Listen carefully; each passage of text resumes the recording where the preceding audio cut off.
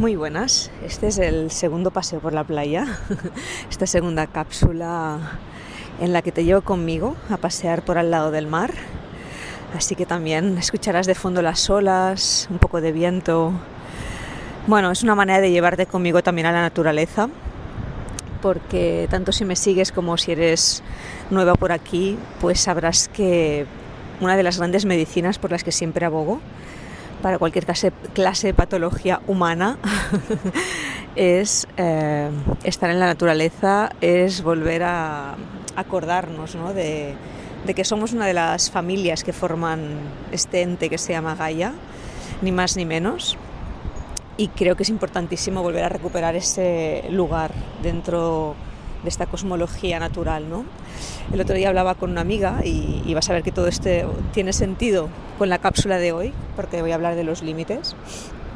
Pero el otro día hablaba con una amiga y me compartía que cuando ella estuvo conviviendo con comunidades en Centroamérica y Latinoamérica, una de las cosas que más le impactó y más le chocó fue que para ellos y para ellas no había una palabra que definiera el medio ambiente. Porque para ellas el medio ambiente, la naturaleza, formaba parte de la unión con el ser humano. Es decir, éramos indivisibles, no había límite, o no hay límite, ¿no? para estas cosmovisiones más ancestrales entre las personas y el entorno que las rodea. Por lo tanto, no hay una palabra que defina el medio ambiente como algo externo a nuestro ser. Y me pareció maravilloso, ¿no? Esta reflexión, y quería regalártela como inicio de esta cápsula en la que te voy a hablar de los límites, porque creo que tenemos que empezar a redefinir y revisar qué entendemos por límites, qué significan los límites en nuestra vida, de qué manera los gestionamos, cómo los definimos. Y creo que esto es importantísimo, estés o no estés en crianza. ¿Por qué te lo digo? Porque todas nosotras y todos nosotros venimos de una relación con los límites fruto de nuestra experiencia infantil. Cuando éramos pequeñas, y voy a hablar en femenino porque voy a hablar de las personas, no porque hable solo para las mujeres, ¿ok? Pero para no estar repitiéndome mucho rato con los dos, ¿no? Entonces, cuando éramos pequeñas, las personas que nos cuidaron y que nos maternaron y que fueron agentes de apego primario nos brindaron una información acerca de los límites, ¿sí? Entonces ahí tenemos un registro, una orientación de qué significan los límites para nosotras. Es decir, si tenías figuras que eran más autoritarias y había más dificultad para establecer contacto con el amor, o con lo frágil, o con lo sensible, o con lo vulnerable, pues ahí tienes un registro de límite. Si por el contrario, por ejemplo, tus figuras de apego tenían una dificultad con la firmeza y tendían más a la sobreprotección, al permisivismo, pues ahí tienes otra información acerca de los límites. O sea, ni una es mejor ni la otra es peor, ¿de acuerdo? Esto es como tener el pelo liso o rizado, lo tengas como lo tengas, siempre lo quieres de la otra manera. Entonces, las personas que hemos tenido límites más autoritarios probablemente idealizamos el permisivismo, y las personas que hemos tenido límites más permisivos seguramente idealizamos un poquito más de estructura, o como mínimo alguien que nos viera, que nos pusiera un límite para hacernos sentir que le importábamos a alguna persona o a alguien, ¿no? Entonces, fíjate, ¿no?, cómo esta manera de concebir el límite nos da una información acerca de cómo aplicamos los límites en nuestra vida actual, tengas o no tengas hijos e hijas, ¿sí? Cuando tienes hijos e hijas y estás en época de crianza y de acompañamiento, es básico, importantísimo, saber de dónde vienes, saber un poquito tu historia y tu registro en relación a estos límites, porque muchas veces, y en mis 20 años de acompañamiento a familias, lo que yo me doy cuenta es que precisamente en este proceso de criar con lo que llamamos la crianza respetuosa o disciplina positiva o crianza consciente, da igual el nombre que le queramos poner, de lo que se trata es de criar con una revisión personal, ¿vale? Pongamos el nombre que queramos. Pero yo lo que me he encontrado con estas familias, o con vosotras y vosotros que seguramente me estáis escuchando, es que muchas veces tendemos a ese ideal del opuesto. Es decir, si a mí me pusieron límites de una manera demasiado rígida, autoritaria, poco comprensiva, poco amorosa, me sentí poco escuchada. Eran límites muchas veces totalmente incoherentes, que no tenían sentido, ¿sí? Pues, ¿qué es lo que yo he aprendido del límite? Que eso es malo, que eso me castra, que eso no me hace sentirme vista. ¿Y qué es lo que voy a tender a hacer con mis hijos y con mis hijas? Pues lo opuesto, comprender que el límite me castró desde este lugar, me impulsa a no poner límites o a ser muy frágil o a ser muy blanda con los límites, ¿no? Y este es el patrón que yo más me encuentro, es el perfil que yo más me encuentro en las familias que venís, ¿sí? Familias que tendéis a fugaros de lo que recibisteis porque lo concebís como algo traumático, algo demasiado poco amoroso, algo que no os ayudó. Y ahí está la raíz de todos los males. Entonces, como está la raíz de todos los males, os vais al extremo opuesto. Y este es el mayor perfil, os lo digo, porque perfiles del otro sentido, perfiles de personas, mujeres o hombres, padres, madres, que tal vez no habéis recibido mucho límite, a menudo sí que tengo personas, como acompaño muchas veces personas adultas, a menudo sí que tengo personas que vienen con este perfil y me dicen, yo era la típica chica del grupo a quien era la única que no le ponían hora de regresar a casa cuando salíamos. Entonces yo era la envidia de todas mis amigas, pero en el fondo yo lo que sentía es que no le importaba a nadie. En el fondo yo lo que sentía es que daba igual si llegaba a las 2, a las 4 o a las 7, porque nadie me ponía una hora, nadie me ayudaba en esa construcción del límite, por lo tanto no me sentía vista, ¿no? Y aquí es un tema que voy a volver después para que entendamos realmente la importancia que tienen los límites en nuestra vida. Pero retomamos lo que os decía, ¿no? La mayoría de personas que venís por una fuga muy grande a una educación que consideráis castradora. Entonces eso lo que hace es que si no lo revisamos desde un lugar de madurez, nos predispone al opuesto, nos predispone a la polaridad, ¿de acuerdo? Y nunca los extremos fueron buenos en este sentido. Entonces el otro día, justamente, hacía así como un poco estaba preparando todo el tema de los límites, que voy a hablar en mis redes sociales, estaba preparando algunos posts y algunas reflexiones, y estaba preparando la masterclass, y de repente empecé como a hacer un sumario de las últimas sesiones que había tenido, y lo que me encontré era 90 y pico % de madres, porque finalmente las que consultáis sois las madres, muchísimo más que los padres, esto ya lo hablaremos otro día, pero me encontraron una mayoría de madres agobiadas y estresadas por la dificultad de poner límites desde un lugar coherente. La mayoría de vosotras lo que os pasa es que la intuición os dice que hagáis algo, pero como habéis leído, os habéis formado, la influencer de turno dice que si X, Y o Z, yo creo que muchas veces lo malinterpretáis y acabáis creyendo, como me decía una madre, que ella había escuchado de una gran educadora a quien seguía, que no había que ponerles límites a los niños porque había que dejar que encontraran su propio camino de regulación. Entonces, a ver, todo bien, ¿sí? El papel lo aguanta todo, la teoría es maravillosa. Los niños y las niñas en edades evolutivas pueden encontrar su propia regulación siempre que estén en un entorno totalmente regulado. Y este es el kit de la cuestión, es decir, ¿en qué hogar, en qué sociedad, en qué cultura tenemos un ambiente completamente regulado? Yo no conozco ninguno. Entonces, partiendo de esta base, ¿cómo vamos a pretender que los niños y las niñas comprendan esa regulación en el alimento, en el descanso, en la pantalla, en la interacción con los iguales cuando no se tienen herramientas, en las normas sociales, en los códigos éticos?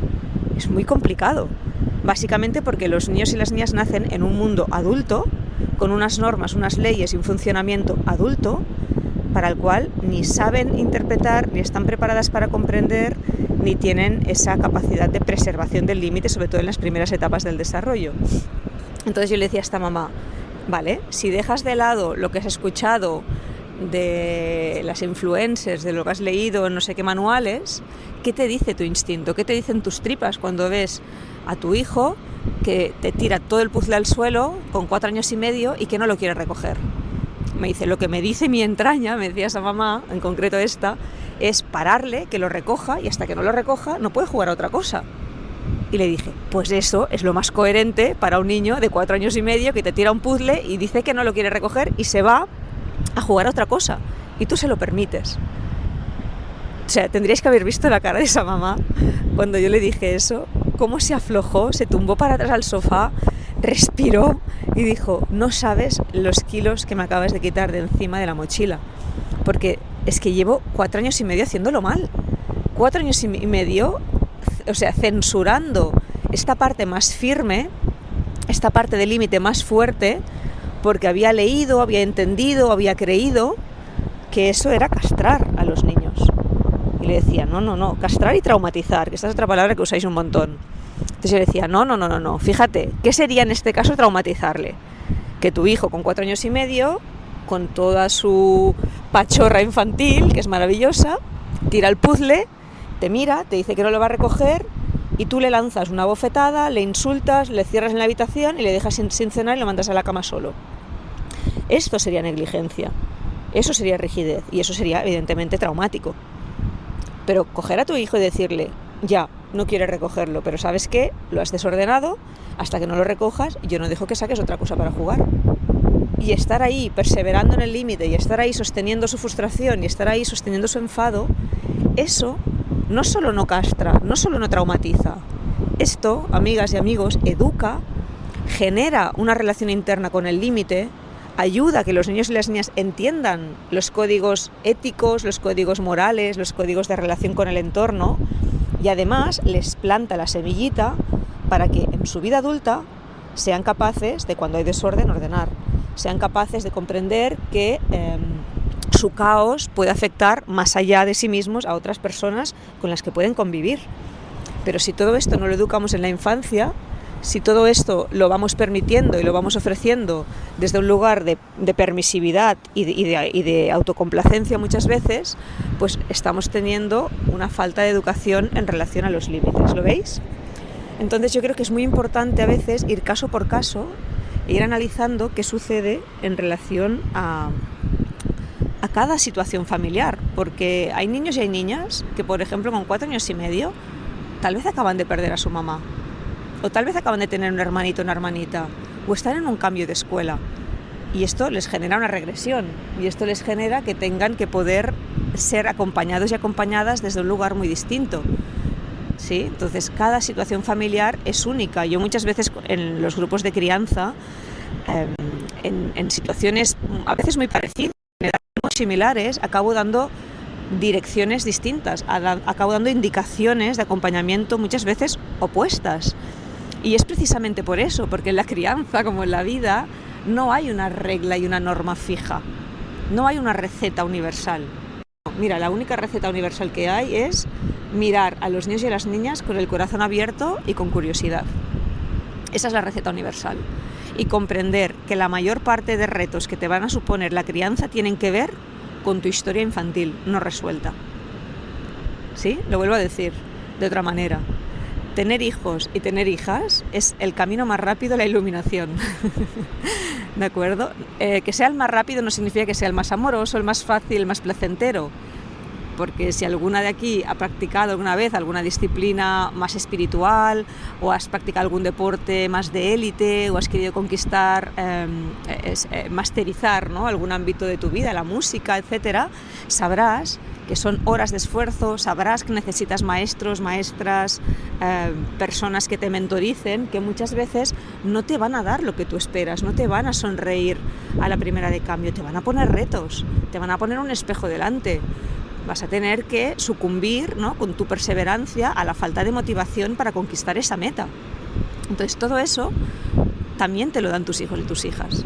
Cada vez que tu hijo o tu hija te pone un reto, cada vez que te ponen delante algo que te cuesta gestionar, que te cuesta sostener, que te saca de tus casillas, ahí está la llave de la transformación, que si la puedes abrir y lo puedes hacer, te aseguro que va a ser un cambio en mayúsculas, no solo en tu forma de criar, sino en tu forma de vivir, ¿sí? Y esto es esencial que lo entendamos, que como acompañante de familias y como acompañante de crianza, yo no acompaño a niños y a niñas, yo os acompaño a vosotras y a vosotros en el proceso de comprender y decodificar qué es lo que vuestros hijos e hijas os están intentando decir con sus comportamientos, con sus conductas, con sus berrinches, con sus retos, con todo lo que les va sucediendo en el día a día, ¿sí? Entonces esto me parece como muy importante de poderlo revisar y entender que para ofrecer una crianza consciente, lo primero, lo básico y lo esencial es poner conciencia en nuestros actos, es poner conciencia en nuestras niñas y en nuestros niños internos, que muchas veces están ahí pobrecitos y pobrecitas olvidados, los tenemos castigados, ¿no?, en un rincón de nuestra psique, en un rincón de nuestra vida, no les damos espacio, les seguimos hablando y tratando como nos hablaron y nos trataron. Y claro, ¿cómo no se van a enfadar estos niños y estas niñas cuando de repente tienen delante un niño pequeño que puede hacer cosas que ellos no pudieron, que se atreve a retarnos en un límite cuando ellos no tuvieron esa oportunidad? Entonces, en el camino, ¿sí?, de poner conciencia y coherencia en la crianza, hay que poder primero ofrecernos a nosotras mismas ese cuidado, ese maternaje, ese sostén, ese permiso que seguramente necesitamos y no nos dieron. ¿Para qué? Para poder calmar, regular y sostener nuestras partes internas que nos poseen ante las agitaciones externas de nuestros hijos y de nuestras hijas. Ellos son un espejo. Ellos nos ponen delante aquello que tenemos que revisar en nosotras y en nosotros, ¿sí? Por lo tanto, cuando tu hijo te falta ese límite, cuando tu hijo no acata el límite de recoger el puzzle que acaba de tirar, ¿qué te pasa a ti? Que la intuición te dice que pares y te pongas firme y no le permitas jugar a otra cosa hasta que recoja. ¿Por qué te lo frenas? Porque tu niña pequeña en ese momento dice: ¡ay no! Que esto me lo hacía mi madre o me lo hacía mi padre y a mí me castró. Pero ¿sabéis qué? Y aquí vuelvo a lo que os comentaba antes. Nuestras madres y nuestros padres hicieron muchas cosas, algunas mejores, otras peores, ¿sí? No tuvieron seguramente por generación y por capacidad del momento, no tuvieron la posibilidad, en la gran mayoría, de podernos acompañar, limitar, regular, corregular desde una apertura de corazón. No tuvieron esta oportunidad. ¿Por qué? Porque seguramente no lo habían recibido, porque nadie se lo validó, porque veníamos desde un lugar de una sociedad muy autoritarista, pero sí nos ponían límites, sí ponían estructura, sí teníamos claro cuál era la jerarquía dentro del sistema familiar. Eso no es perjudicial. Tener una jerarquía, tener un orden y tener una estructura dentro de la familia es básico, es esencial y genera salud mental en vosotras y en los niños y en las niñas también. Lo que es importante es que esta estructura, esos límites y esta firmeza salgan del corazón. Esa es la diferencia. Esta es la versión 2.0 que nosotros podemos hacer, que diferencia lo que hicieron nuestras madres y nuestros padres. No dilapidar y apartar y rechazar todo lo que tenga que ver con la estructura, con la firmeza y con los límites.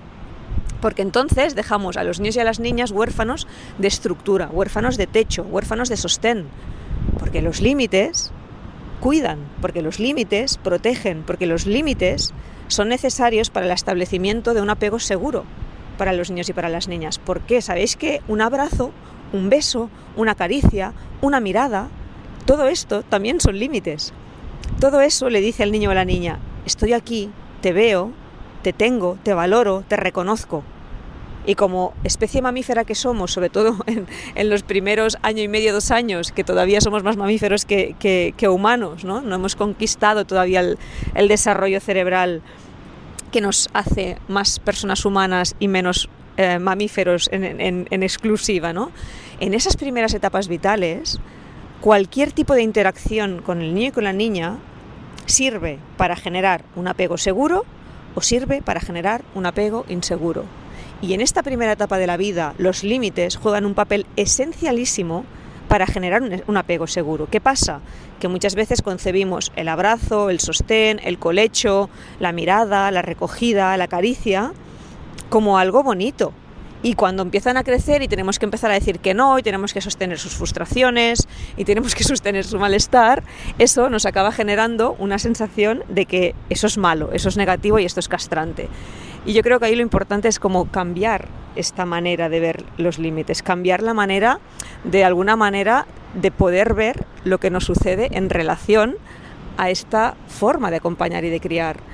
Porque fíjate tú, si yo no le pongo un límite a un niño, si yo no le digo recoge, si yo no le sostengo, en esa formación de su carácter, si yo no sostengo esa necesidad de ordenar, esa necesidad de cuidar el entorno, esa necesidad de hacerse responsable de lo que sucede, de lo que usa, de su propio material, de su propia vida, de entender que forma parte de un sistema mayor que es la familia, con 4 años y medio. Si yo esto no empiezo a hacerlo desde la infancia temprana, después, cuando ese niño o esa niña va a seguir creciendo, va a crecer con una idea muy incorrecta, va a crecer con una ausencia de límites, va a crecer creyendo que el mundo le debe ese orden, va a crecer creyendo que no necesita el cuidado de los demás.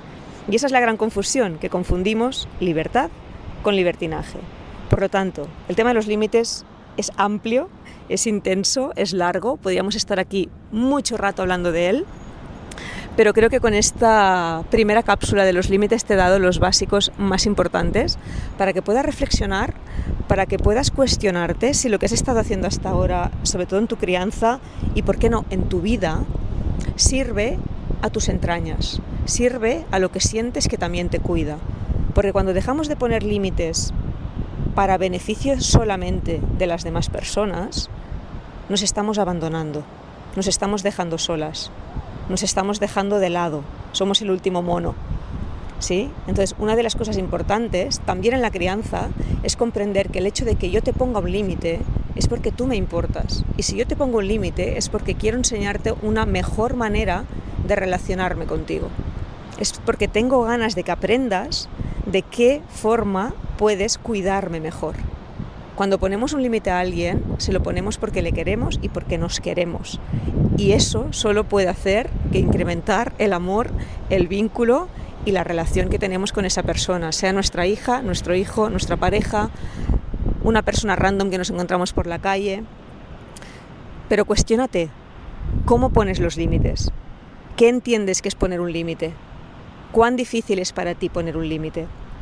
Porque aquí está la clave, responderte a estas preguntas, está la clave para tu transformación, está la clave para poder atreverte a tener una relación con el límite que cuide tu integridad, que cuide el vínculo y por ende que cuide las relaciones que tienes en tu vida. Porque como siempre digo, cada relación y cada interacción que tenemos en nuestra vida, sobre todo las más significativas, son una oportunidad para acercarnos más a la construcción de un apego seguro.